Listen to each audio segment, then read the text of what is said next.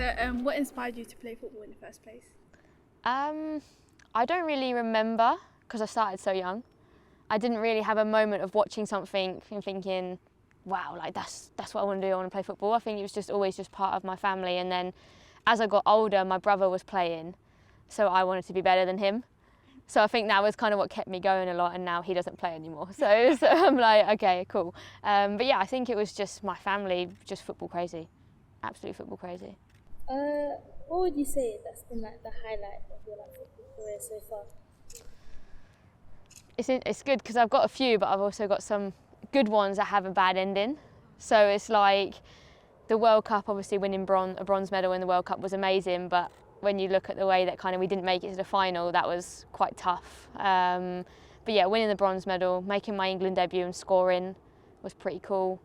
And then obviously playing in the Champions League final was amazing, but obviously not the best ending either. So I think it takes a long time for you to kind of get over the bad feeling and then realise kind of what the accomplishment is getting to them moments. So yeah, I'd probably say them three are probably up there as my top favourites.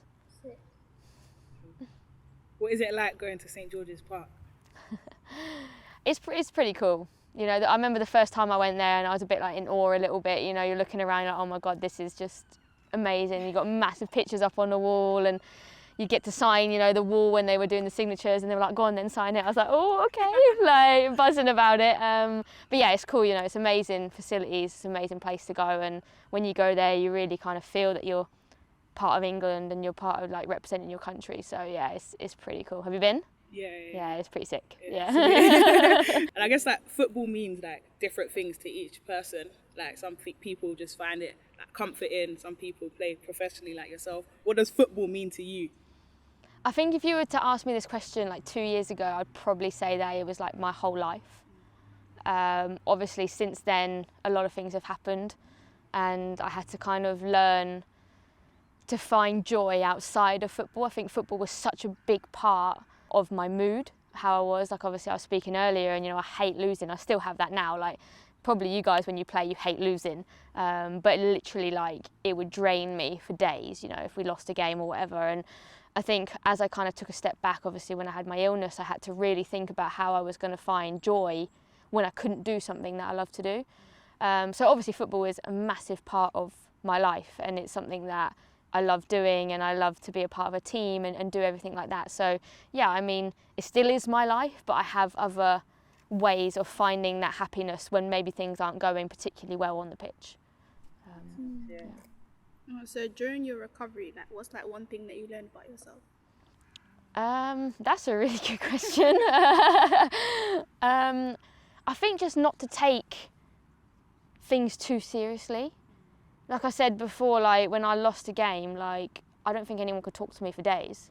You know, I was just miserable. Like people would ask me, how was the game? I'm like, no, don't talk to me about it. Like I don't want to know. Whereas like I think when you kind of have that step away and you kind of value other things, you value life, you know, for me, football was a part of my life, but it doesn't define who I am. So I think that was a really big thing that I learned during that recovery and also kind of changing my mindset from losing, how do I change my mindset from thinking we lost to learning how to get better, learning what went wrong. So I think that was one thing that I looked at as well, more the psychology side of it. Do you feel like the women's game is improving? I think so. I think on and off the pitch. I think the more opportunities that we're giving girls away from a professional environment is encouraging them to want to be professional. I think when I was growing up, you know, there wasn't many options for me to play. Of course, you know, you had the football teams. I was probably playing in a boys' team for a long time, whereas now you see girls being able to play in a girls-only team and, you know, creating more bonds in that kind of way. So yeah, I think as there's more opportunities, you've got more girls coming through, not just players, but coaches as well, people who can coach girls at a high standard. And then obviously on the pitch in terms of professionally, more professional teams, you know, the game's obviously now being played on Sky Sports and BBC. So yeah, I think each year it's building and I still think there's a way to go. But I think we're definitely going in the right direction. When you signed for Chelsea, did you have to perform an initiation song? Luckily for me, back then we weren't doing it. So I was quite happy about that. So I'm not singing anything for you now. But if you had to, what song would you have picked? Oh, good question. I'd probably go like an old song, just because then you can get people going, like Dance with Somebody, Whitney Houston or something like that, you know, when you can kind of get the crowd going. Like, you're not just singing a ballad, you know. I think we had Crystal Dunn, she sung The Fugees, and she was just pure ballad. Obviously, she could sing a little bit, so it was all right, whereas I've absolutely no chance. So I'd probably have to get the crowd going and singing with me. But yeah, luckily enough for me, we weren't doing it then. I think it was a few years later we started to do them, so I'm quite happy about that. What would yours be? You're going to say something like Drake or something, No. like, you know, blown up now. There's no like Whitney Houston or anything now. It's like... No, it'd probably be like a Dave song or something. Oh, okay. Yeah, Nice, I'm a big Dave nice. fan. So. Yours? Chris Brown. Chris Brown. Nice. Yeah. Okay. You know what? Before you said Drake, I was gonna say Drake. If you're going to say Drake, it's cool. I'm just saying, when I was growing up, it was all, you know, Chris Brown, a bit of Whitney, so yeah. Who's got the most energy in the Lioness team? Lioness is Jill Scott. Is it? Yeah, without a shadow of a doubt. That girl is just constant. Like, when we were in Japan recently, like, it was really strict in terms of COVID, so you could only kind of like socialise with your roommate, and like I can imagine that killed Jill. You know, because she's such a social butterfly. Like, she wants to know what everyone's doing. Like, she can't just like sit in one place. Like, she has to be going here, there, and everywhere. So, definitely Jill for sure. Like, in the changing room, she's up dancing to every song and everything. Yeah. That wasn't who I thought it would be. Who did you think it was going to be? To be fair, Rach and Millie have a lot of energy, but Jill is just always... Always at the top. Yeah, always. Wow. From the socials, I thought you would say like, maybe Leah or Nikita. Yeah, Keats is a bit... Yeah, Keats has got a good energy. But yeah, Jill is more the one that kind of like is going around everyone, like chatting away. Like, she could literally chat to a goalpost. Do you know what I mean? Like, literally, and get a conversation out of it. Like. All right. So, if football wasn't your career, where do you think you would be right now? I used to do judo growing up, and yeah, I was pretty good. My teacher, master, whatever they were back then, I don't even remember now, it's been that long, he wanted me to pick judo because I had to pick between the two, obviously, to decide if I was going to go more serious with football or judo, and he really wanted me to pick judo. So yeah, I'd probably be doing something like that, but I know I'd be in sport. I really wanted to do physiotherapy and stuff like that, so I'd definitely be in sport for sure. If you was to like give your younger self one piece of advice, knowing what you know now, what would it be? Get ready. I think get ready for the roller coaster, get ready for the emotions. You know, for me, like I said, football was the biggest part of my life, but also, you know, it also brings me the lowest parts of my life. Losing big games, injuries, illness, you know, there's so many things that play a massive part in your emotions. So I think for me it would be get ready for the roller coaster, but in the end it will be worth it. And I think that's in life as well. I mean, I think, you know, there's so many ups and downs. So yeah, I think it's just be ready for the life that is going to teach you a lot of lessons. So, what advice do you have for like younger girls who are trying to become like a professional football player? Take every opportunity that you can. I think for females growing up, you know, even now still, there's probably not as many opportunities as I would like there to be for young girls. So if you get an opportunity to do it, just take it, you know, take it and just go and enjoy it.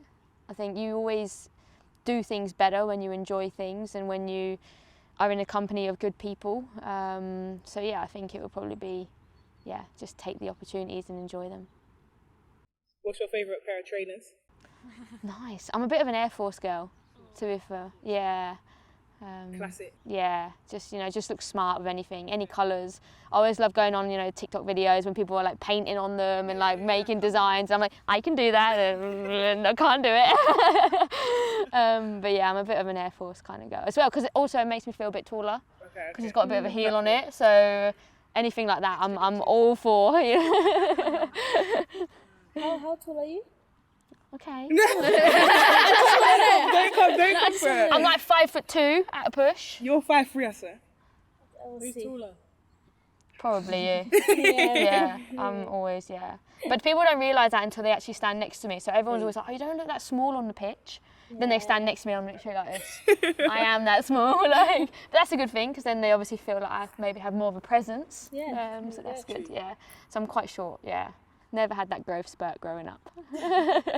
All right, so obviously to be able to make an impact on a pitch, you have to have energy. You have to be able to play for like 90 minutes plus.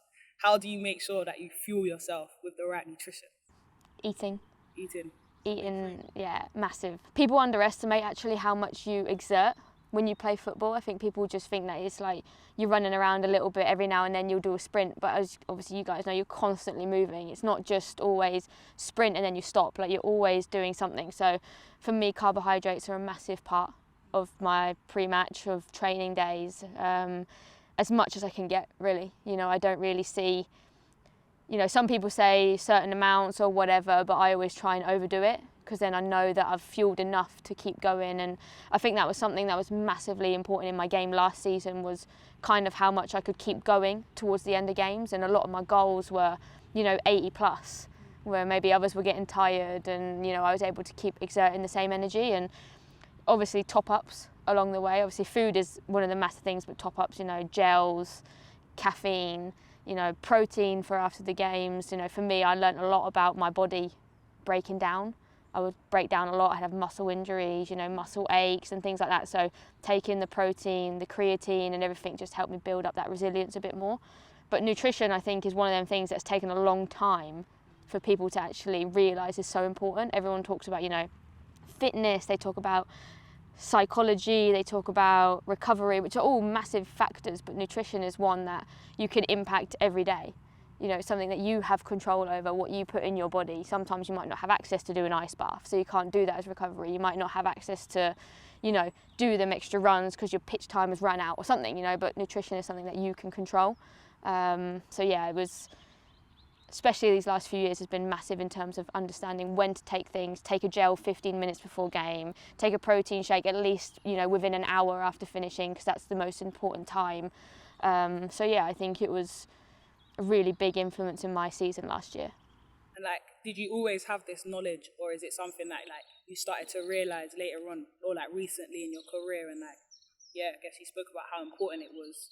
I think it's probably been in the last 3 to 4 years that I've really started to understand it. Probably more understanding it then to understanding my body needs. It probably took a bit longer because everybody is different. Some people need more, some people need less. For me, I feel like I need more because I want to be able to go for 95 minutes, whereas some people maybe, don't feel like they need to have as much because they feel like they can continue to do it. I think in the last 2 years I've understood myself more, whereas my knowledge has probably been around 3 to 4 years. But learning about yourself is really important. I guess what advice would you give to younger girls that maybe aren't so comfortable with the idea of taking on a lot of carbohydrates because of the impact that it might have on their body physically? What advice would you give them to kind of jump over that hurdle? I think it's always a difficult conversation. For myself as well, growing up, I was always thinking, do I need to eat this?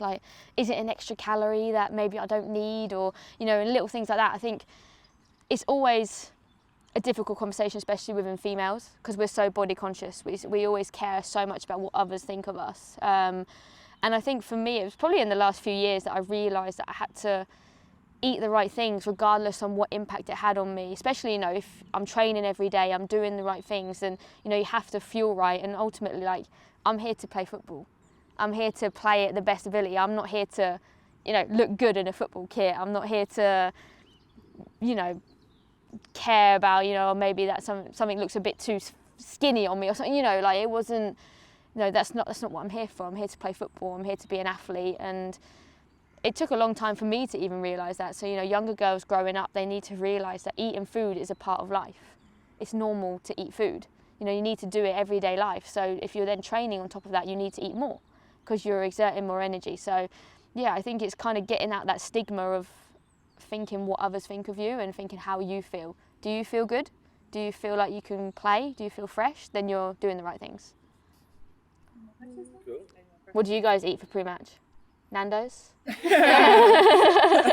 heard pasta's good. Yeah, pasta. A lot of Yeah. carbohydrates. Yeah. Pasta. That used to be my thing. Pasta and half-time oranges. Oh, cut up oranges. Yeah. Little wedges. That's like when you used to do football tournaments and all the mums would bring the oranges like. Literally. That was me.